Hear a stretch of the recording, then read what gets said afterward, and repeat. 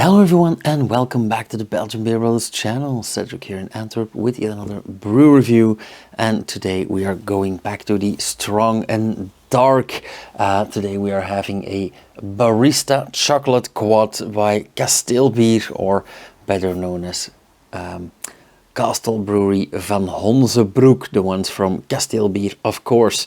And right off the bat, there is a lot going on here.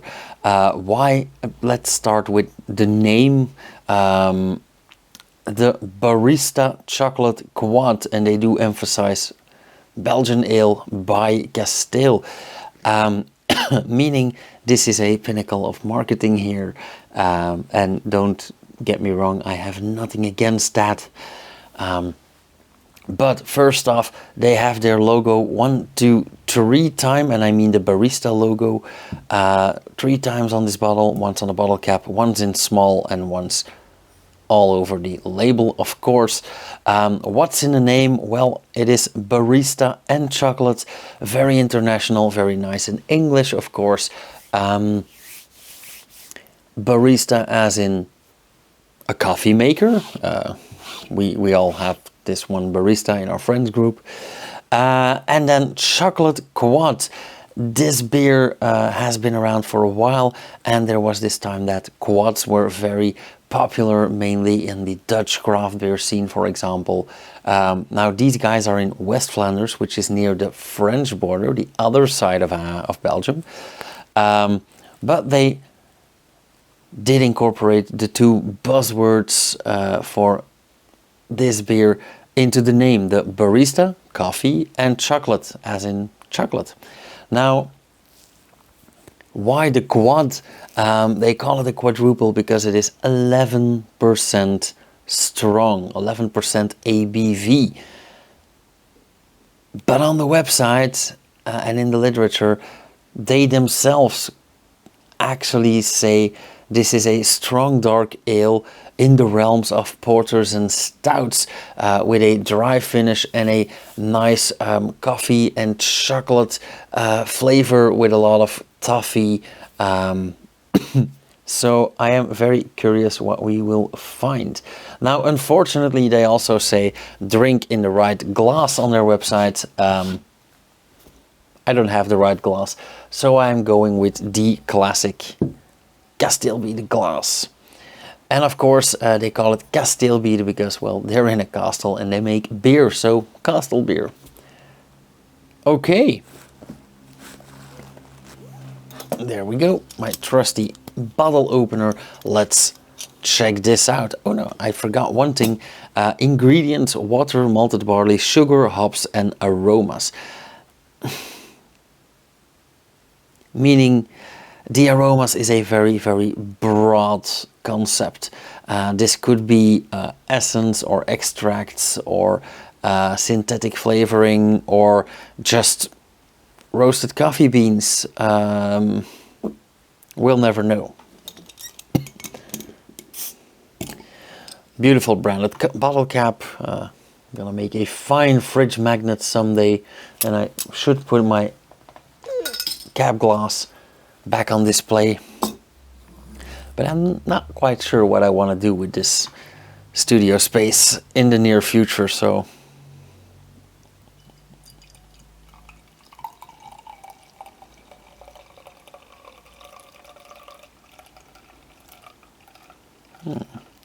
very aromatic.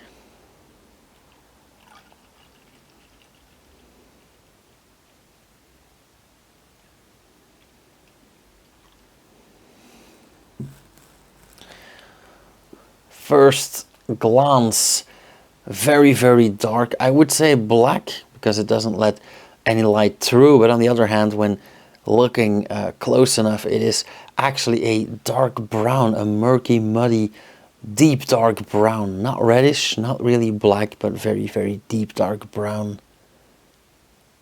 Not a lot of foam, even a tiny hint of foam, but the foam that we do have is pretty beige. I'm not going to say dark beige, but it is quite dark.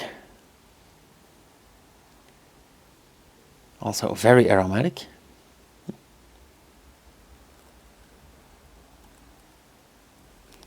Oh, I'm getting all kinds of things here.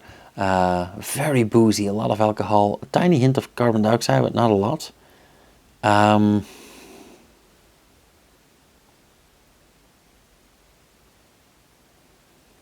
I do get some chocolate sauce, maybe a tiny bit of caramel. But it's mainly ethanol, very, very boozy, very, very alcoholic.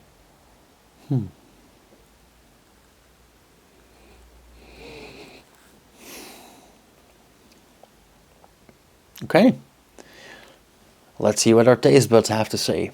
Cheers.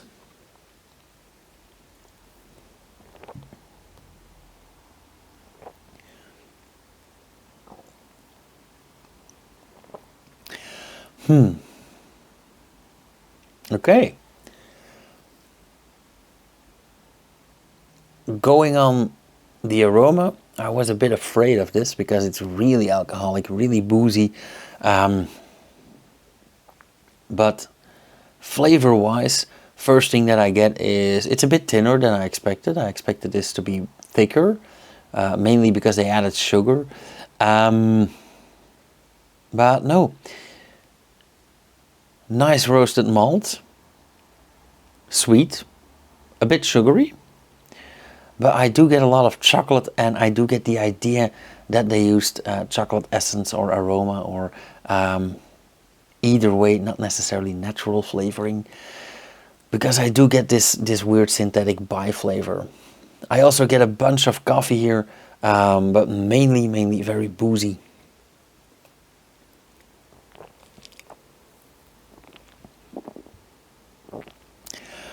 Now, disclaimer, I have been aging this in the cellar for quite a while. So it's about 6 months past its due date. And that does do something with beer. In this case, I am getting some red berries as well.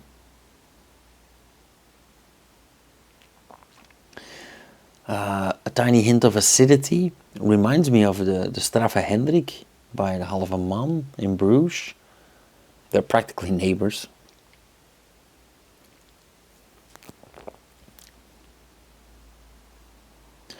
Again, alcohol is the main factor here. It is an 11%er. It really comes in as a 16 or higher. It's like a very strong barley wine for some reason. So for me, this is not leaning towards porter and stout. For me, this is leaning towards a heavy barley wine. But like I said, I aged it in the cellar. It is a bit past its best before date, so that will probably be a decisive factor.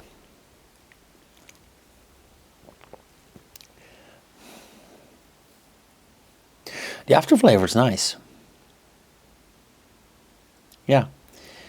Again, chocolate and coffee, as promised with the name.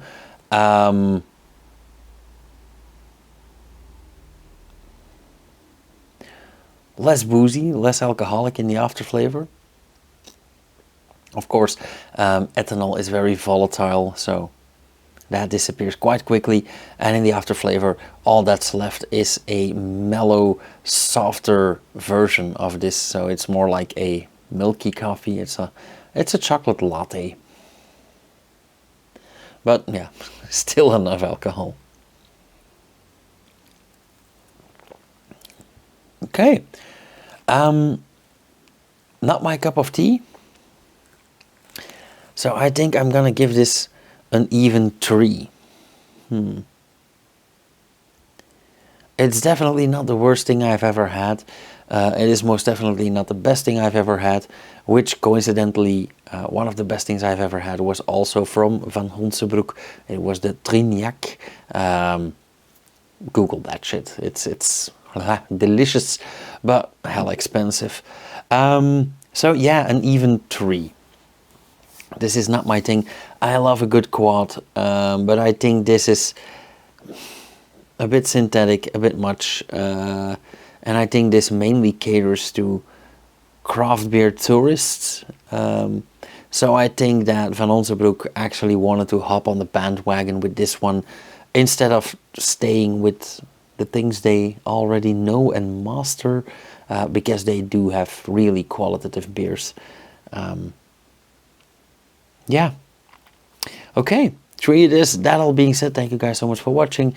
If you like this video, hit the thumbs up, leave a comment down below. If you want to support this channel, visit the Patreon page, share a video, and I will see you guys again somewhere next week or in the coming few days with yet another brew review. Until then, cheers.